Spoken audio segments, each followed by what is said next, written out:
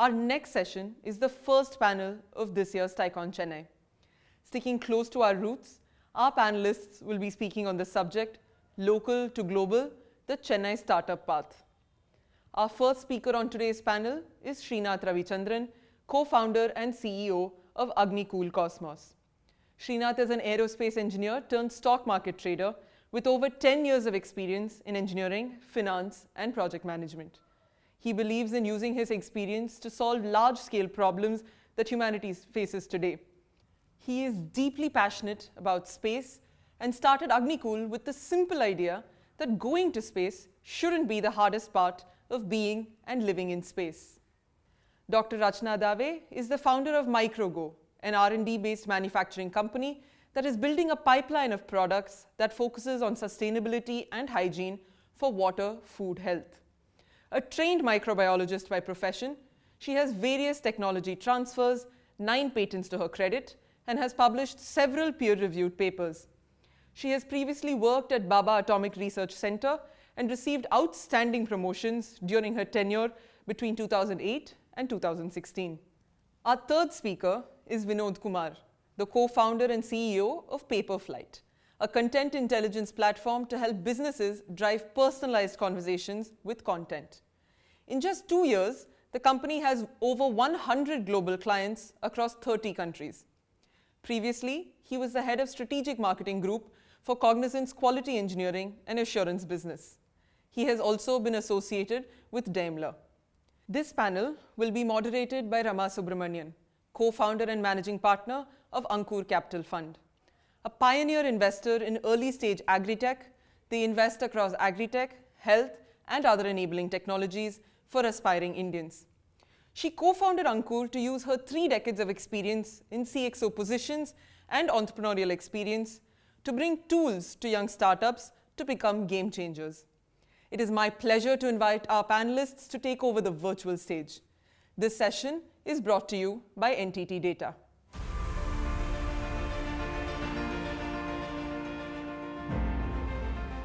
Thanks to the TiE Chennai team for organizing this. I would like to start off with congratulating Srinath, Vinoth, and Rachna for their recent success of being the TiE 50 winners.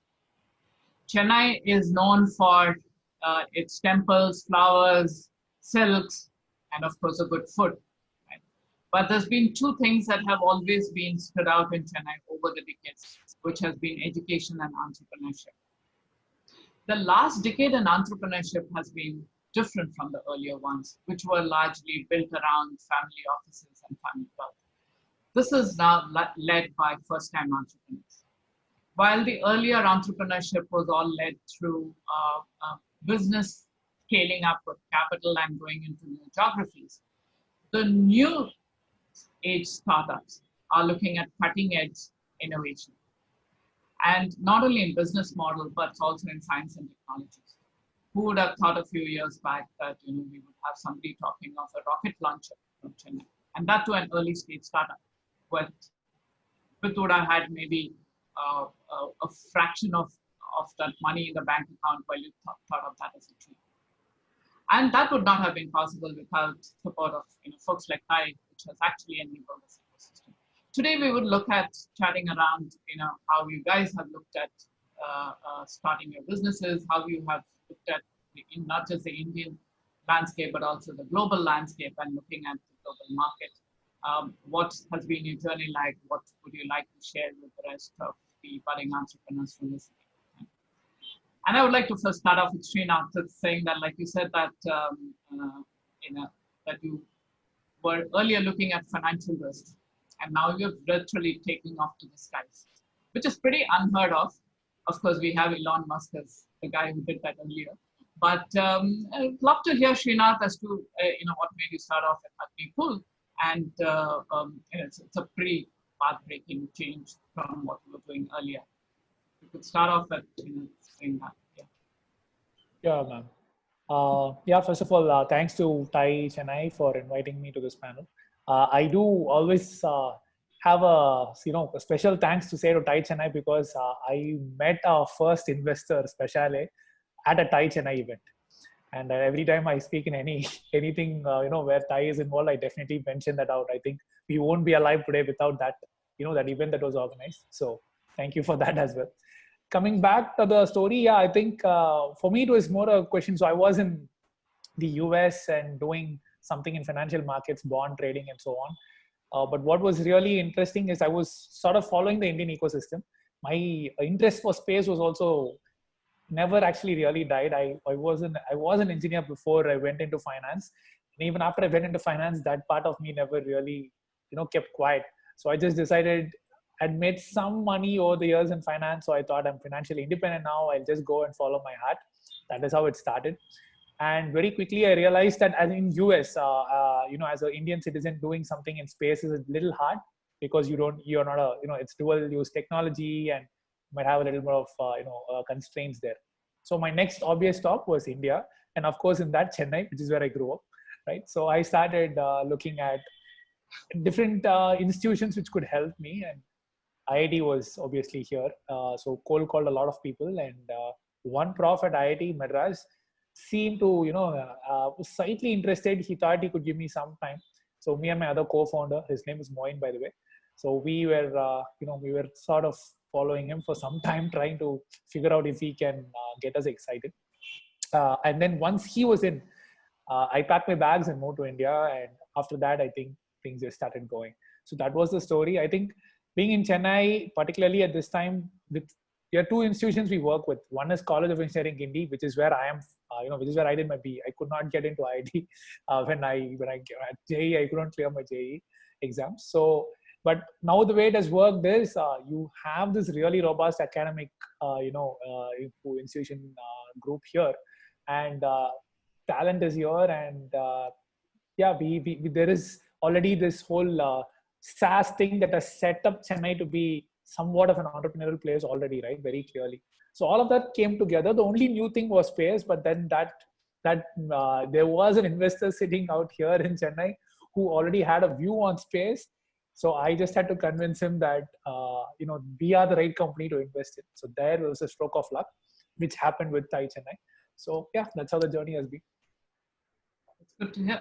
And anyway, College of Engineering Guindy can always say that we are maybe number 2, but we try harder. That's why you have a lot of success stories coming out of College of Engineering. Rachna, you had you were in a comfortable job with BRC. Yes, very comfortable. What made you jump on to being the entrepreneurship? So before I answer that question, I need to, go with Srinath, because I also met Mithun, who eventually invested in our company for the first time in an TiE event. That was also my first TiE event. So those days when I was contemplating of leaving BRC, as Rema said, it was super comfortable. We directly report to the Prime Minister's office. That sort of chain we have, great, no funding issue. It's a great institution to work with. And I was again working on technologies, which has always been my, my passion, trying to take the R&D science into the market. That's what I have been always passionate about, and that's what I was doing at BRC. So 5 years into BRC, and that's when I started to feel that this was the right time, because the country, the scenario, the Indian startups ecosystem, especially the biotech startup ecosystem, was changing. And if you want your technologies, your anything that you want to do, want to speed up and want to reach more to the customers, in a faster pace, you got to take the plunge yourself. You can't wait for things to happen, do tech transfers, then license it. And, if you think, because you have to be bullish about that idea, right, to bring it out there.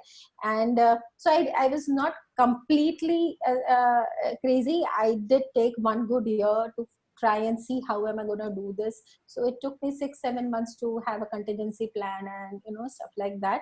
And that's when 2016 is when I, thought that, okay, I'm going to do this. I didn't tell my father because, we come from a Gujarati family.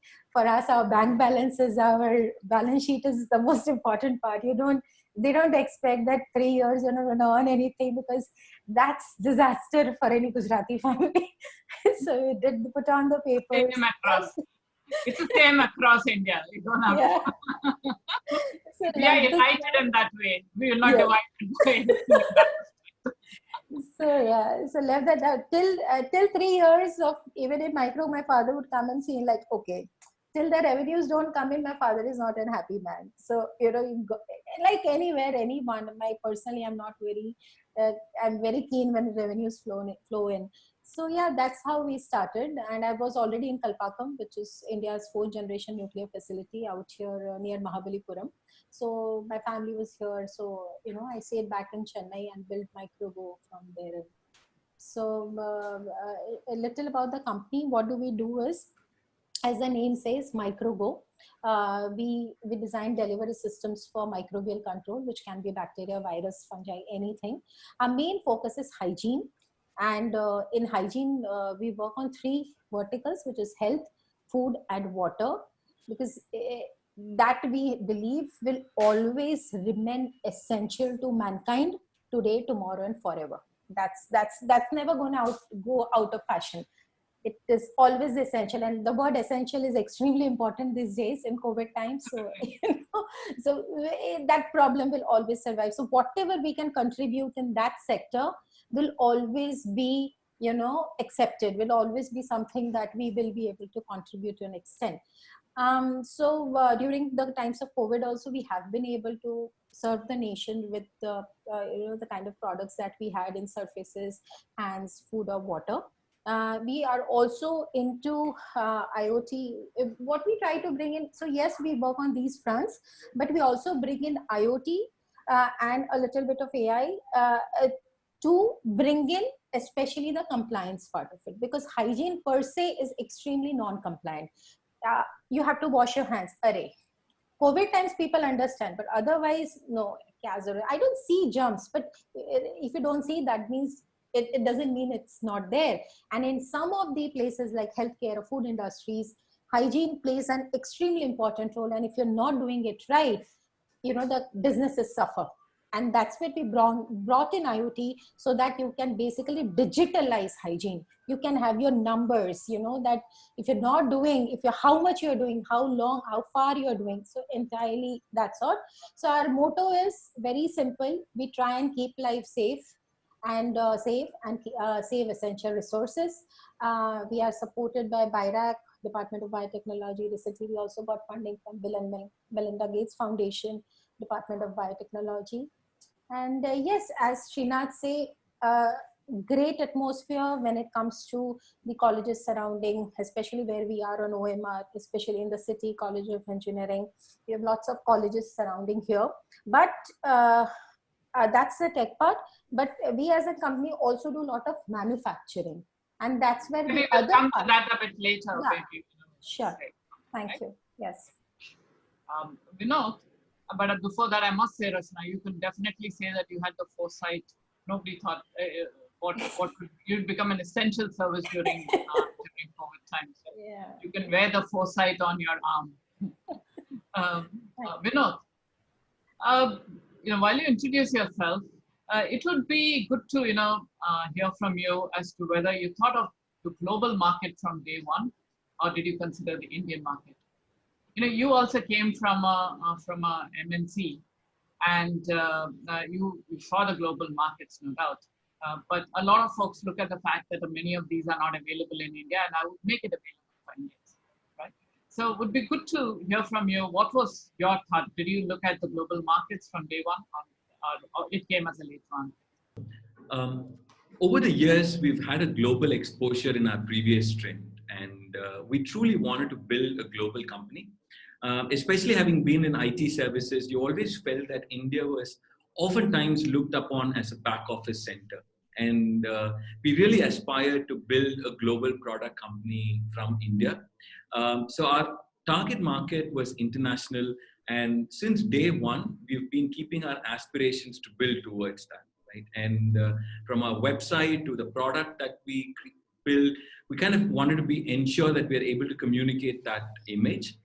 So as a organization, we are built out of Chennai, but for a global market. I mean, actually, it brings up a good point, right? I mean, the fact that about being a brand known as a global brand, right? And the things that you would do as well. And that's something that we have, as a nation, we have always underinvested in brand building. Maybe we'll come to that later part of this conversation today. Srinath, your tech is really obviously cutting edge tech that you're looking at. What do you think is your edge? Is it the technology? Would you be talking of saying that we are cutting edge technology, or do you offer this as a cost advantage? What would you offer that as? Because typically a lot of Indian companies that go global talk of cost advantages. Right? So what's your plan? Is it of technology, or is it the other advantages? So in our case, it's definitely much more on the technology side. I mean, there is of course a secondary, advantage we get from cost. But when we pitch to people, so just to give you that context, right? So what we're doing is building rockets that take small satellites to space. So why would anyone do this as a business? Because today small satellites have to do a forced ride share on a big rocket. Right, a rocket is just a rocket building company is basically a transportation business, right? You're just taking stuff from Earth and putting it in space. That is at the core of it. That is what it is. And if you look at it today, there are no cabs that go to space. You only have like buses, trains. That class of mass transportation is there, but you don't have something that is specific to a small satellite. So today they have to do a ride share to go to space, and all of our differentiation is in how can you make a dedicated vehicle for a small satellite. So that is the real innovation that we are bringing in. So there is a cost advantage because yes, we have access to some, the infrastructure cost in the initial has been a little lesser because we have IIT Madras facility access. We work with ISRO very closely, and ISRO is known for being super, conscious about costs. But the core technology differentiator is about how can you make a rocket and launch it within less than 2 weeks when a customer comes to you and says, hey, put the satellite in space. And we are focused on, utilizing 3D printing, focused on, having like a flexible configuration, right? Where you can have like different vehicle variants for different satellites. All these things are core technology focuses. So that is how I think India is actually poised to do that from a space tech front, definitely. We have one of the best space agencies in the world, right? And we are a spacefaring nation for sure. So that also helped. But that's the answer to your question. And the thing is that during the COVID period, you've announced a couple of tie-ups like the Post-MI, the Italian company Leaf Space for ground station services and stuff around that, right? And I'm sure that these could have happened only with your cutting-edge technology that could have done that. Right? And so would you rank your technology to be among the global best? Absolutely. I think some of the things that we are doing, I've not seen even the competition, getting anywhere close there, at least in some areas. So definitely, I think among the most unique, and it'll really be like a true made in India for the world solution. When this Absolutely. Yeah, I think that's where it's a key thing. And that, the fact that you haven't cut corners in your technology, but you're building for the world with the best technology, it's really stands out.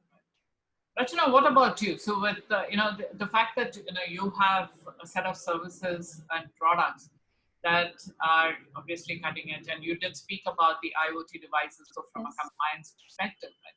Yes. But is your pitch to the world more from the fact that we could building it for a certain community, certain countries where you do need to, where this is lacking, and so you need to address that? There's a market gap that's there, or is it from a cost advantage perspective? What's the driving factor with which you are looking at the global market size?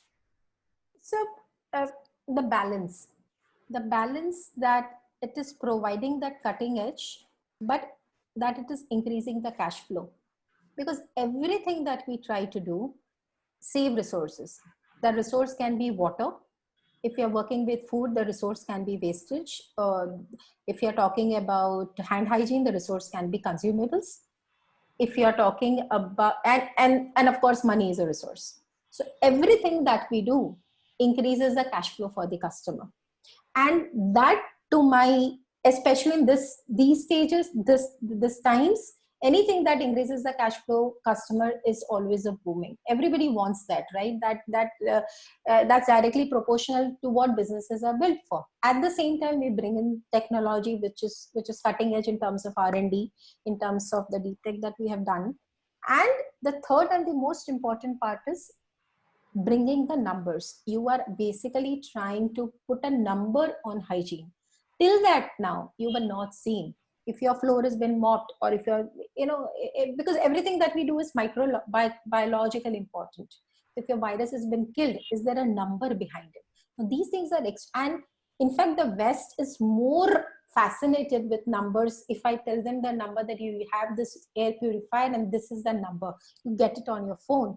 That is much more attractive to West. Here, I'll have to push it, madam, chalega. नहीं होगा तो चलेगा, सस्ता होना चाहिए. But there, if I'm giving you that, and if I'm increasing a price, oh wow, that's a big game changer for them. So yes, we didn't think globally, yes, because we are kind of more nationalist. But now, when the current opportunity has really brought us into that, given us that opportunity where we have also started to think, also started to getting inquiries where we think that, oh, right, what we were building was actually not made for local, it was also made for global. But priority, yes, remains India, but go together. Vinoth, interestingly, even you two during the COVID time actually have had a recently announced your collaboration with Sagacious, the global IP firm. Right? Coming to the part that we spoke of earlier in terms of building your brand as such, did they come to you because that you already had a client base that you could through, or did they feel that was that there's a brand that was getting built and they wanted to come to you much earlier on and start co-building that brand? What do you think was the driving factors then, even during the COVID times and the virtual times as well, people are willing to collaborate with you at a global IP level? I mean, that's a global leader who would want to collaborate with you. Absolutely, Rema. And you've touched upon a very important point, right? And there's not one right way to go about it, whether you leverage your cost arbitrage to offer something at a much cheaper cost versus, in our case, it was a conscious decision to be able to price it at a comparable level to some of our global competitors. So we are definitely not the cheapest of the services available. And that's something that people tend to look at as an ecosystem, right? So for us, this level of credibility that we were able to grow, a significant part of it is when we started off, our own peer group within Chennai backed us up, right? So Freshworks was one of our earliest customers. They believed us early on when in fact they could have really gone with any other alternative solution that was globally available for them.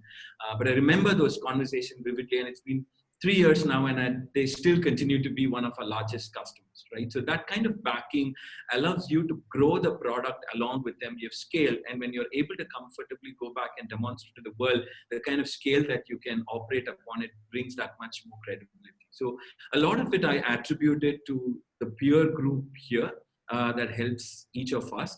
And to that extent, that kind of brings in the confidence with a global player as well. Right now, Sagacious is one of the market leaders when it comes to IP research and legal consultancy. And for them to be able to choose Paperflite amongst the rest of the competition kind of reaffirms your faith in terms of what you're doing is not just a cheaper alternative, right? But it is something that really drives value to the organization and brings that level of confidence. Sure. I mean, it's really well done. Congratulations to have done this during the virtual COVID time. That is something to say.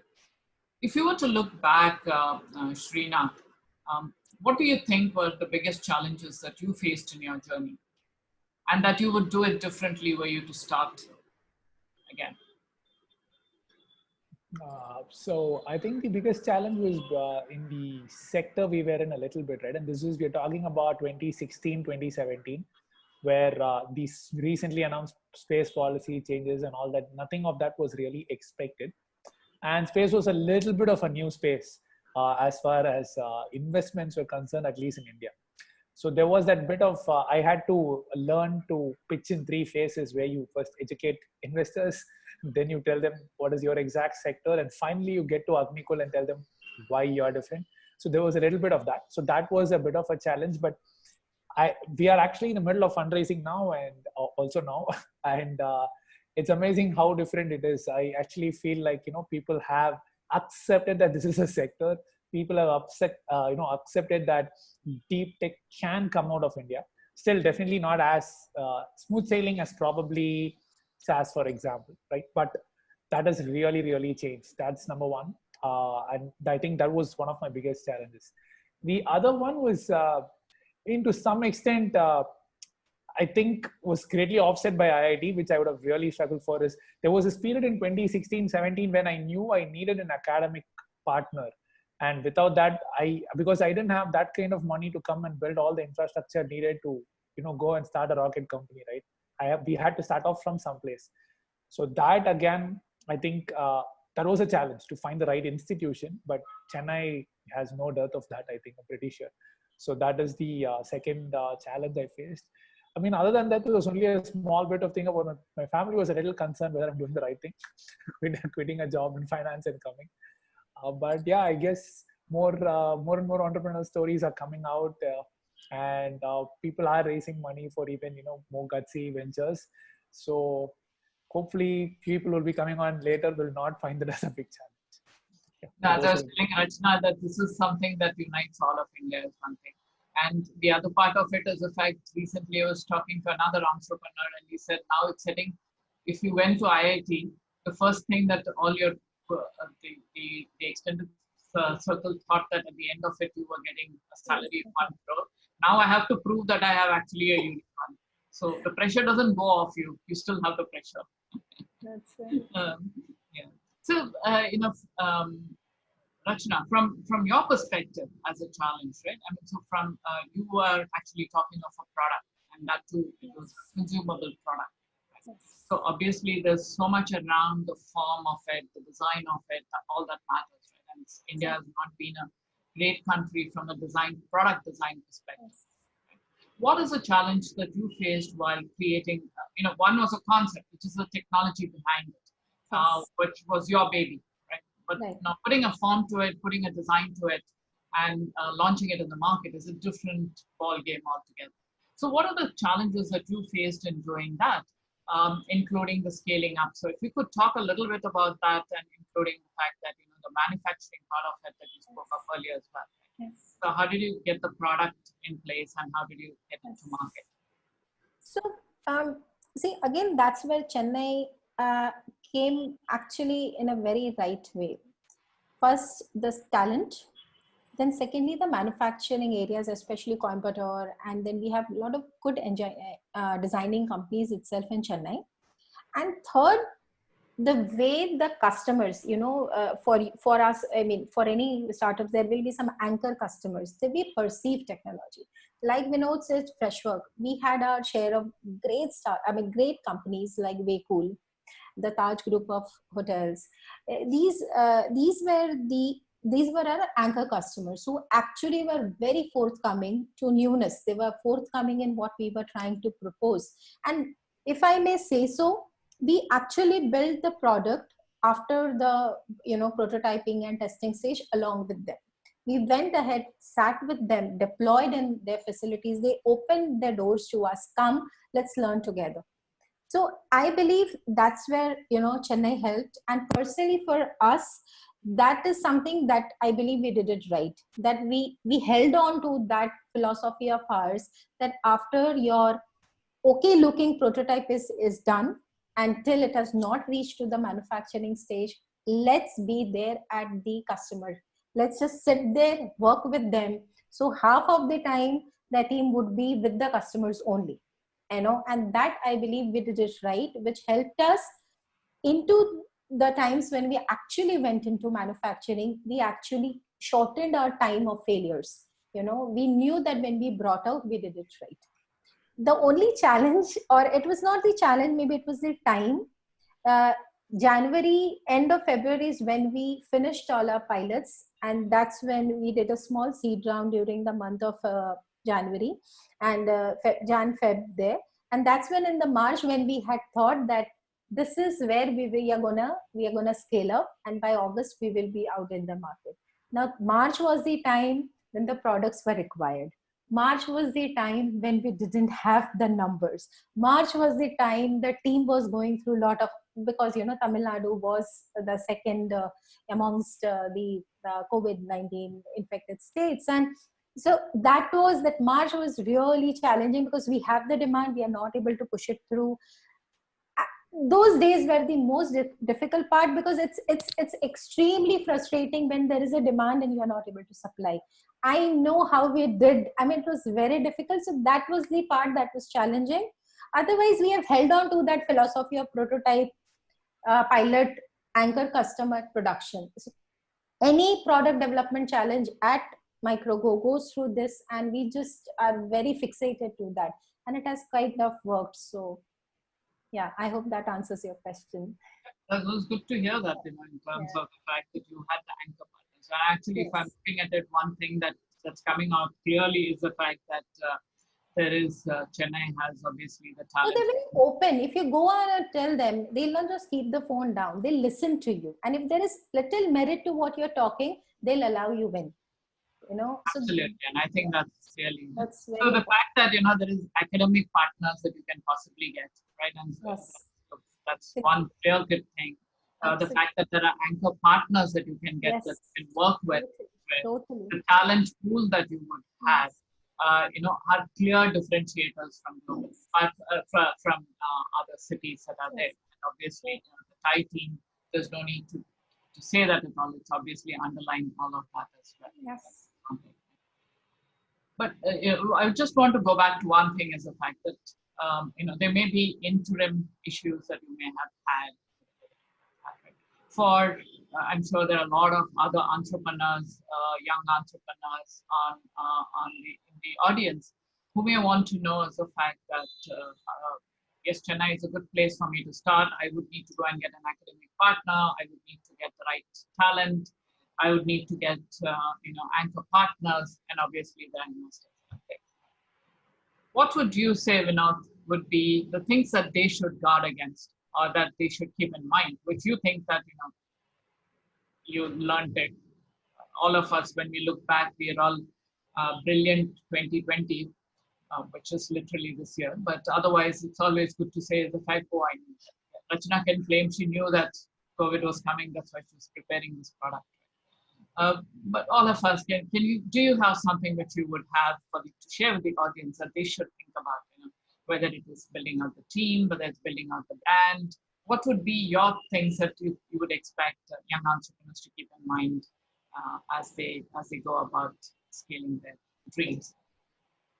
Absolutely, Rema. So to me, my pillar of strength every day, both professionally and personally, are my founding team, right? So I cannot imagine being able to be a part of this business without my co-founders, Yega and Anand. So to me, when you're starting out to a venture, it's not just about the idea. The idea is going to only take you so far, right? And the journey ahead of you, the highs are going to be high and the lows are going to be really low. So to be able to find people around you to kind of be that pillar, to find who's going to complement your strength, that could be your friends from college. You'll be surprised when you reach out to them and talk about the idea, how they're willing to partner. You just need to make that spark to begin with, right? So it all starts, to me, from my founding team. The second is, I think about it, how naive I was when I started to think I could build a $1 million business just about what I thought was going to be sitting out of my rented apartment in Tamram, until I got my first stint exposure to NASCOM and TiECON, right? That's when you really knew the world was much, much, much more bigger than what I had thought it to be. And now on hindsight, I feel really stupid, right? And what was the thing is, you felt very shy to ask for help. But today, what I found is the founding group here are very open to help when you ask for it, right? So the second advice that I would always do is, don't be shy to ask for help. There's nothing that you lose. There's no ego in asking around. People are more than willing to help. I am here, my co-founders, each of them reach out to the people to kind of get that. So to me, that's the second pillar. The third one is to be able to find those customers who are willing to work with you in your initial days, right? It's very easy to get bogged down by the feedback that you would receive, the race to perfection that's never going to happen. 2.5 years, there are still screens that I look at and feel that we could do it differently. But there are customers who believe in us way more than us. So to be able to find that, because they shape the journey and they shape the product in the way that you want to. But these are the three things beyond all the other technology and the specific verticals that they go after. But when you keep these three in mind, would be a very, very good position to be in. Thank you so much to all our panelists. What a pleasure to listen to such a diverse range of subjects, from space tech to microbiology to content creation.